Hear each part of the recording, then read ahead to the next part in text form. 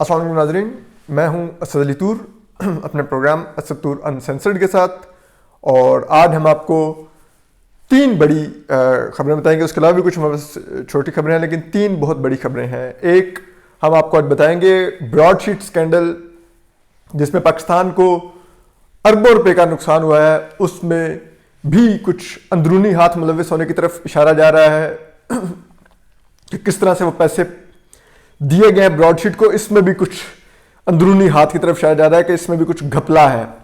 اسی طرح کہ پاکستان کس طرح ہارا ہے، اور اسی طرح جو پی آئی اے کا طیارہ جو ملائیشیا میں پکڑا گیا ہے، اس میں بھی اب اندرونی ہاتھ ملوث ہونے کی طرف اشارہ جا رہا ہے، اور کچھ تحقیقات کچھ لوگوں کی طرف اشارہ کر رہی ہیں.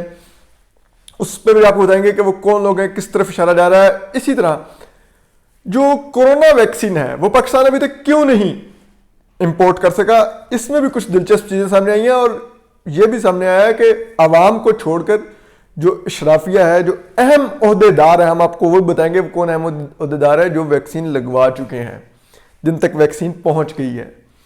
اور باقی عوام کو کیوں ابھی تک چھوڑا گیا ہے، کیوں نہیں ان کے لیے ویکسین منگوائی جا رہی، اس کی بھی وہ بتائیں گے کہ کیوں یہ کیا جا رہا ہے.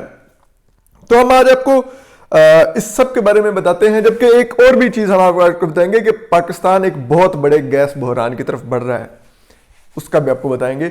لیکن سب سے پہلے بات کرتے ہیں یہ براڈ شیٹ کیس کی. ایک تو بڑی دلچسپ چیز اس میں سامنے آئی بھی، جو ہمارے پاس ایکسکلوزیو تفصیلات آئی ہیں کہ معاہدہ جو کیا گیا تھا براڈ شیٹ کیس کا، اس میں یہ طے کیا گیا تھا، جو ایک بڑی مذاق خیز اور جسے کہتے ہیں نا پریشان کن یہ شک تھی، کہ اس معاہدے کے تحت اگر پاکستان براڈ شیٹ کے علاوہ خود سے بھی کوئی بیرون ملک پیسے ڈھونڈتا اور اس میں براڈ شیٹ کا کوئی کردار نہ بھی ہوتا، اور پاکستان وہ پیسے واپس منگوانے میں کامیاب ہو جاتا، پھر بھی براڈ شیٹ کو 20% شیئر دینا تھا پاکستان نے. یہ ہمارا معاہدہ تھا. یہ اس وقت کی جنرل مشرف، ایک فوجی عامر جن کو غداری کے مقدمے میں سزائے موت سنائی جا چکی ہے، ان کا ایگریمنٹ تھا براڈ شیٹ کے ساتھ.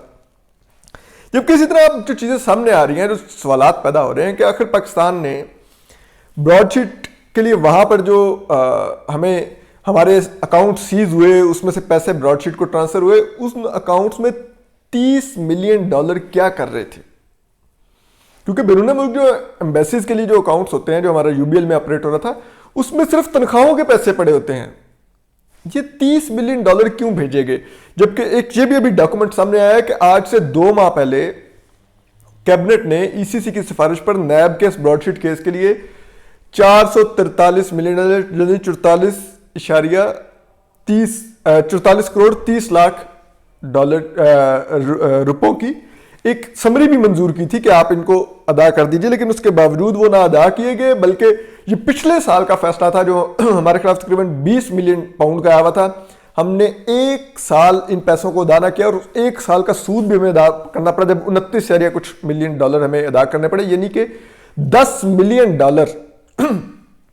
صرف 1 سال تاخیر کی وجہ سے پاکستان کو ناجائز ادا کرنا پڑا اس فیصلے کے خلاف. یہ سوچنا چاہیے کہ یہ کس نے اتنا ڈیلیٹ کر کے پاکستان کو یہ تقریباً 2 ارب روپے کا نقصان پہنچایا.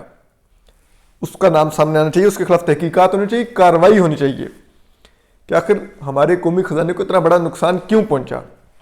اور کیا براڈ شیٹ سے ہمارے یہاں پہ اہلکار ملے ہوئے تھے کہ انہوں نے براڈ شیٹ کو مزید منافع دلوایا، ان کے اس جرمانے کے علاوہ ان کو 2 ارب ایکسٹرا دلوایا، تو پھر یہاں پر کس نے وہ کمیشن لی اس 2 ارب میں سے؟ اس کی تحقیقات ہونی چاہیے. پاکستانی اکاؤنٹ میں وہاں پر اتنے پیسے پہلے سے کیوں بھیجے گئے؟ جو ایمبیسیز کا اکاؤنٹ ہوتا ہے ان کو امیونٹی حاصل ہوتی ہے، وہ امیونٹی کیوں نہیں ہم نے کلیم کی؟ جبکہ ہم یو بی ایل کو دھمکیاں دیتے رہے کہ آپ برٹش کورٹ کے فیصلے پہ عمل نہ کریں. انہوں نے کہا ہم تو وہاں پہ یو کے میں ہم کام کرتے ہیں، ہم یو کے کا بینک ہے، ہم تو عدالت کے حکم کے پابند ہیں، ہم اپنے بینک پہ پابندی لگا رہے ہیں آپ کے خاطر. سفارتی استثناء تو آپ نے جا کے جج کے آگے کلیم کرنا تھا، جو ہم نے نہیں کیا اور ہمیں ادا کرنا پڑا. یہ کون تھا ذمہ دار؟ اب جبکہ فارن آفس کے جو ذرائع ہیں ان کا یہ کہنا ہے کہ ہمیں یہ معلوم ہی نہیں تھا کہ باہر اس قسم کی لٹیگیشنز چل رہی ہیں، پاکستان کے اس قسم کے کیسز چل رہے ہیں، ورنہ ہم نہ اپنے ایمبیسی کے اکاؤنٹ میں اس طرح کے پیسے رکھواتے. تو یہ سب چیزیں دیکھنے والی ہیں کہ یہاں پہ کون ملوث تھا. اب براڈ شیٹ اور حکومت پاکستان کے درمیان ایک معاہدہ طے پا گیا ہے، جس کے مطابق اب یہ فیصلہ جو ہے جلد پبلک کر دیا جائے گا. لیکن یہ دیکھنے والا ہے کہ یہ فیصلہ پبلک ہوگا تو کیا مکمل پبلک ہوگا، اور پھر مزید دھماکے ہوں گے، لیکن فی الحال یہ ہے براڈ شیٹ سے ہمارے پاس اپڈیٹ۔ اسی طرح جو پی آئی اے کا طیارہ پکڑا گیا ہے کوالالمپور میں ملائیشیا میں، اس میں بھی بہت عجیب و غریب باتیں سامنے آ رہی ہیں۔ پہلی بات یہ ہے جو ایویشن انڈسٹری ہے اس کا یہ کہنا ہے، جو ایویشن کے ذرائع ہیں ان کا یہ کہنا ہے کہ کیا پی آئی اے کو یہ اتنا بھی معلوم نہیں کہ عالمی قوانین کیا ہوتے ہیں کہ اگر آپ نے ایک کمپنی کے ساتھ لیز پہ طیارہ لیا ہوا اور اس کے پیسے آپ نے دبائے ہوئے ہیں تو آپ اس طیارے کو نہیں باہر بھیج سکتے، لیکن آپ نے بھیجا۔ دوسرا یہ ہے کہ پی آئی اے کے اندر بھی ایک انکوائری چل رہی ہے کہ جب 12 اور بوئنگ طیارے کھڑے ہوئے تھے تو اس طیارے کو ہی کیوں کوالالمپور بھیجا گیا جس کے اوپر آلریڈی ایک کورٹ میں کیس چل رہا تھا۔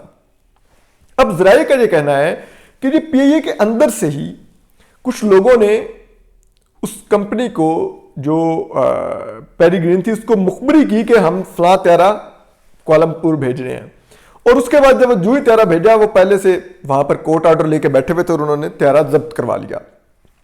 اس کے سلسلے میں ذرائع کہتے ہیں کہ جو پی آئی اے کے جو حکام ہیں وہ انکوائری کروا رہے ہیں 3 ڈپارٹمنٹس میں، انجینئرنگ ڈپارٹمنٹ میں، مارکیٹنگ ڈپارٹمنٹ میں اور فلائٹ آپریشنز ڈپارٹمنٹ میں۔ ان کے اوپر فوکس کر کے وہ تحقیقات کروانا ہے کہ یہاں سے کون تھا جس نے مخبری کی، ان ٹچ تھا، تو ظاہری بات ہے جس نے مخبری کی اس نے پھر ان سے کچھ کمیشن کچھ لیا ہوگا، مفت میں تو نہیں کی ہوگی۔ تو یہ بھی دیکھنے والا کہ یہ نقصان کس سے پہنچایا، ملک کو اتنی بڑی شرمندگی کا سامنا کیوں کرنا پڑا، اور یہ بھی تحقیقات ہونی چاہیے کہ $14 ملین کیوں آپ نے پچھلے 6 ماہ میں نہیں ادا کیے تھے لیز کے، کیوں پی آئی اے روک کے بیٹھا ہوا تھا۔ اب یہ الزام لگا رہے ہیں کہ نہیں پچھلی حکومت نے کروایا، خدا کا خوف کریں، آپ کو پہلے کیوں نہیں خیال آتا؟ ہر حادثہ ہونے کے بعد کیوں آپ کو خیال آتا ہے کہ پچھلی حکومت نے کرایا؟ اوپر سے غلام سرور خان نے اتنی مزہ کا اسٹیٹمنٹ دینے کہ کووڈ کی وجہ سے ہم پیسے نہیں دے پا رہے تھے۔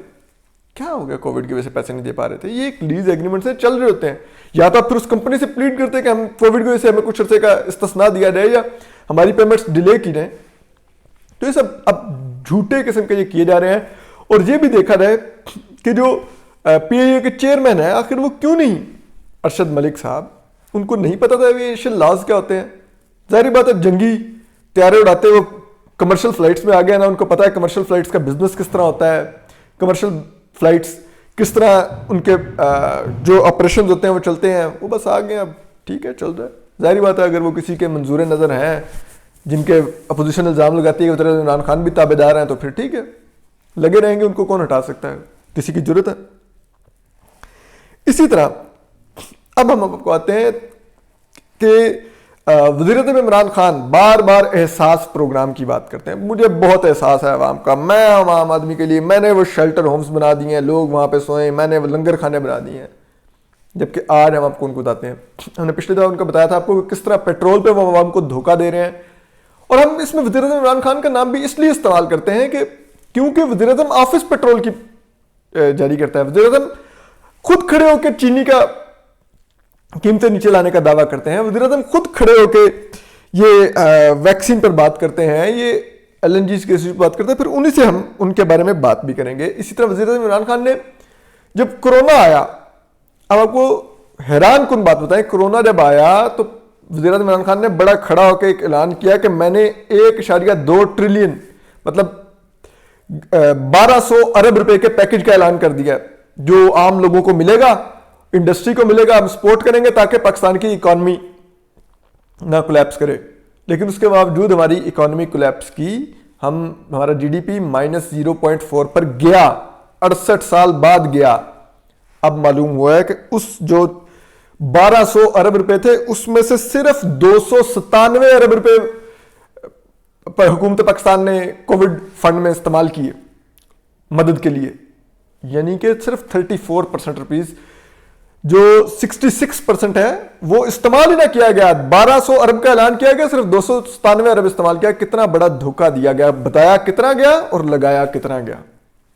اسی طرح اب یہ بھی پچھلے کچھ دنوں سے خبریں آ رہی تھی کہ شاید کچھ جو وزراء اور کچھ حکومتی ارکان ہیں اور جو اعلیٰ حکام ہیں وہ شاید کووڈ ویکسین لگوا چکے ہیں اور عوام کو نہیں لگوائی جا رہی۔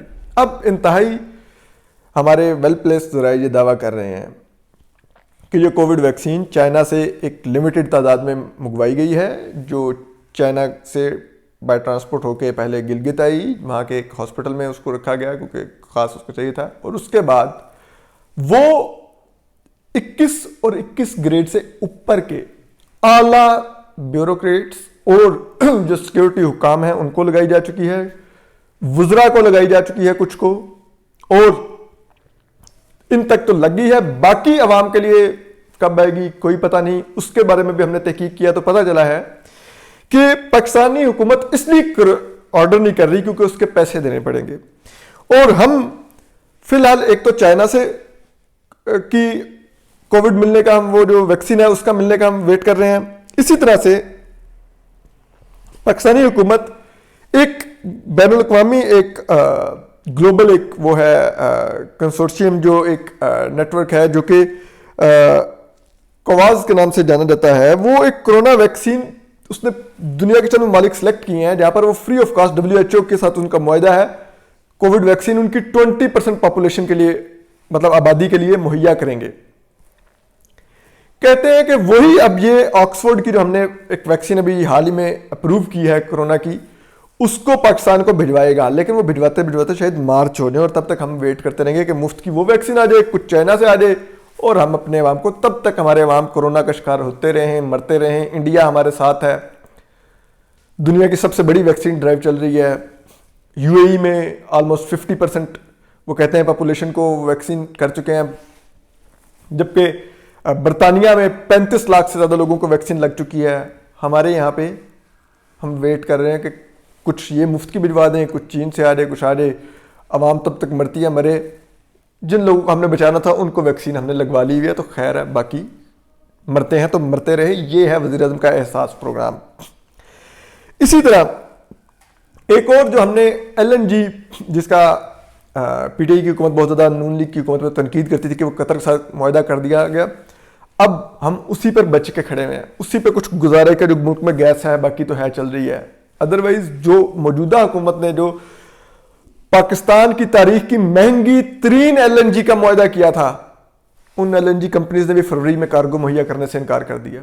तो आपको फरवरी में कोई बाहर से कार्गो LNG का नहीं आ रहा। इस वजह से गैस का बहरान शिद्दत इख्तियार करने जा रहा है। और अब जो हम इंडस्ट्रियल आउटपुट जो हम बात कर रहे हैं कि बहुत ज़्यादा बड़ी है पिछले चंद माह के दौरान, उसको खतरा लाक हो गया, क्योंकि अब इंडस्ट्रीज की गैस बंद की जाएगी और उसके जिम्मेदार अगेन यही हुकूमत। क्यों नहीं टाइम पर आपने कार्गो बाय किए और सस्ते बाय किए, आखिर में खरीदे, महंगे तरीन खरीदे, और अब वो भी नहीं आ रहे, उन्होंने भी इनकार कर दिया है।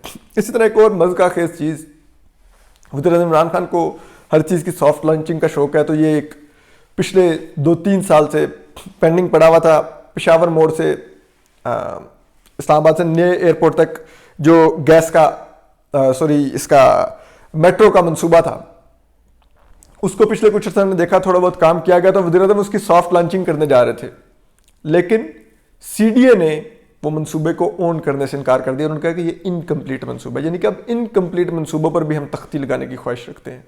ये हमारी डेवलपमेंट का हाल है, ये पाकिस्तान को डेवलप किया जा रहा है। तो इन स्कैंडल्स पे आने वाले दिनों में भी हम बात करते रहेंगे, आपको अपडेट देते रहेंगे, हम तहकीकात करके चीज़ें नई से नई सामने लाते रहेंगे और आपको आगाह रखेंगे। आज तक के लिए असद अली तूर को इजाज़त दीजिए, असद तूर अनसेंसर्ड से।